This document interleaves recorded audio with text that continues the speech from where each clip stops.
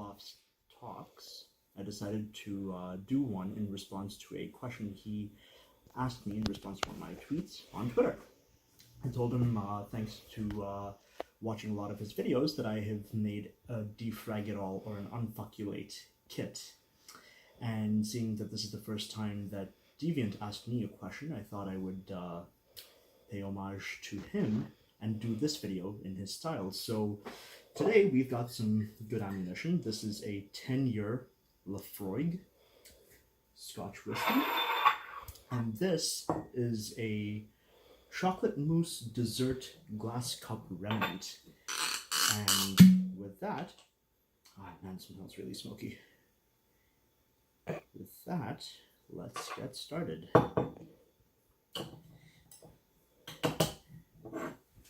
Oh, and in case you're wondering why the name tag, my amazing girlfriend made me that. She's also holding the camera. Cheers. Alright, so this is my defrag it all kit, or my unfuckulate kit. 95% of the time it catches and fixes 95% of issues. Mine's not quite as well curated because this started off as a $20 home repair kit from Target. I'll put the link down in the doobly-doo, as Deviant would say. But let's take a look. So, tape measure, nothing special. This is a $20-ish Mastercraft Temperature gun, which is... Ooh, my girlfriend's hot. Which is oddly relevant now because COVID, but I got this back in the day when I was trying to find a draft in my apartment. This bag is really nice. It's got a lot of these external pockets, which I don't use too many of, but they're still quite reliable because this thing doesn't get yoinked out a lot. On the other side, we've got some precision screwdrivers, 2 Phillips head, 2 flathead, and that works. These are typically used for smaller things. I have this small sort of hard drive screw. I believe this is a drone screw, actually. This is a drone screwdriver. So it's for smaller Phillips heads that these won't catch. All right. I know what, I'll leave these out with this. I've got a pair of adjustable pliers here. This is for gripping. Clearly I don't use this enough. There we go. So adjustable size. Needle nose pliers with the cutter in here. So that's how I opened your keyring the other day. That was impossible. And never leave home without Allen keys. You never know when you'll need them, but when you need them, they end up saving your ass the entire day. A couple of tiny screws. This is from an old project that I did, and this is remnants of it, so I just throw it on here because you never know when someone's going to need it, and I can just leave it behind. It's not the end of the, it's not a big deal to just leave behind some screws. I also have some tape from previous projects.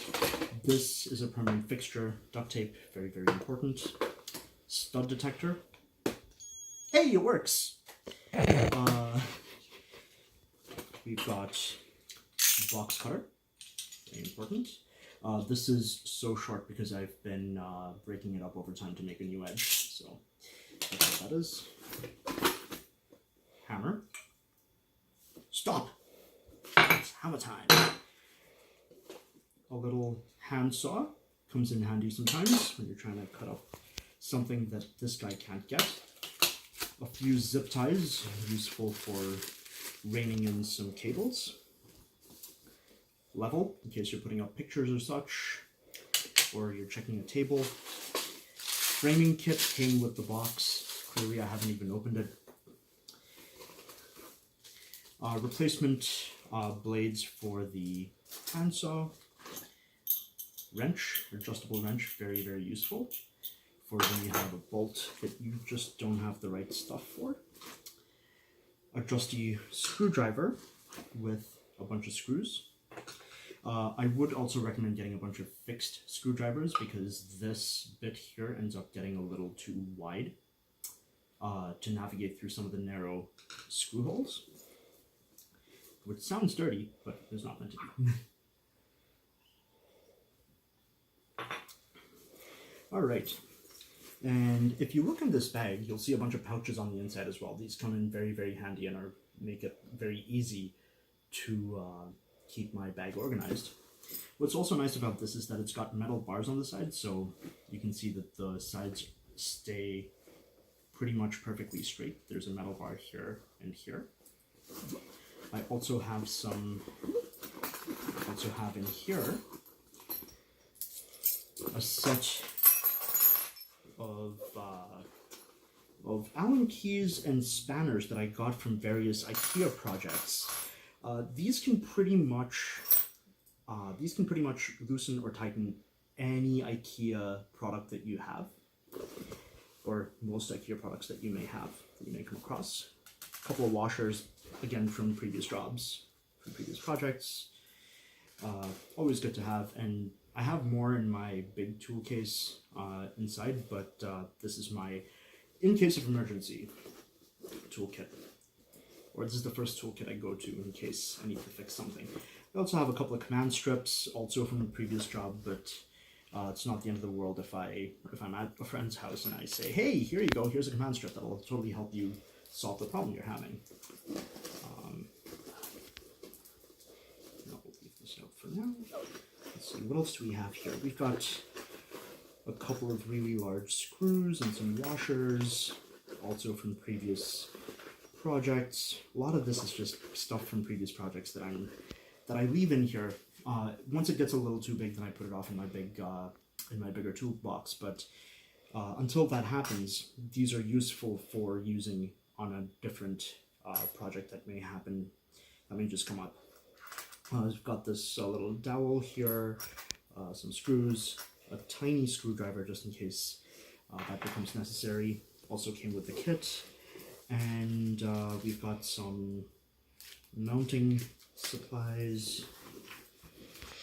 What do we have here? Oh yeah, some drywall anchors and some screw caps and another dowel. And finally, double-sided tape, almost as useful as duct tape, but in a completely different context.